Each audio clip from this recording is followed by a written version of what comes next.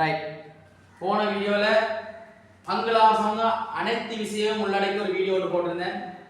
இது அதோட குழப்பக்கூடாதுடைய சின்ன ஒரு விஷயம் தான். ஒரு பங்கின் சந்தை விலையும் ஒரு பங்கின் விற்ற விலையை கண்டால் எப்படி மூலதன லாப சதவீதம் காண்போம். ஃபர்ஸ்ட் பார்ட் வர கேள்வி என்ன? ஒரு பங்கின் சந்தை விலை 20 ரூபாய் ஒரு குறித்த ஒரு நபர் ஒரு பங்கின் சந்தை விலை 20 ரூபாய் ஆக உள்ள ஒரு கம்பெனியில் குறித்த எண்ணிக்கையான பங்குகளை முதலீடு செய்தார். எவ்வளவு பங்குன்னு சொல்லலையா? அக்கம்பெனியில் ஒரு பங்கின் சந்தை விலை 35 ரூபாய் உயர்ந்த போது அனைத்து பங்குகளையும் விற்பனை செய்தார் எனில் மூலதன லாப சதவீதம் காண்க. என்ன அப்ப ஒரு பங்கின் விற்பனை விலை எவ்வளவு? 35 ரூபாய் அளவு அனைத்து பங்குகளையும் விற்பனை செய்றார் இல்லையா?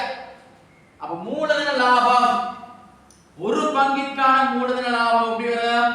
ஒரு பங்குக்கு 35 ரூபாய் வித்திருக்கா, அவன் ஒரு பங்கு எவ்வளவு முதலீடு செய்திருக்கார்? ஒரு பங்குக்கு 20 ரூபாய் முதலீடு செய்து எவ்வளவு போடுறார்? 35 ரூபாய்.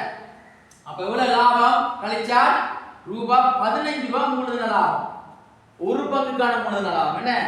அப்ப மூலதன லாப சதவீதம், மூலதன லாப சதவீதம் என்ன சொல்றது? ஒரு பங்குக்கு நாம் 20 ரூபாய் முதலீடு செய்தால ஒரு பங்குக்கான மூலதன லாபம் அளவு 15 ரூபாய். என்ன 20 ரூபாய் முதலீடு செய்து 15 ரூபாய் மூலதன லாபம் போடுறேன். ஓகேயா? சதவீதம் கேட்டா என்ன சொல்றாரு? 100 ஆல பெருக்கணும். பாருங்க 20 ஒண்டி 25 15 5 எவ்வளவு? 75 வீதம்.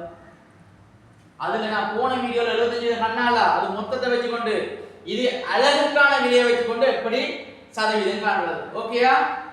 ஓகே, நன்றி.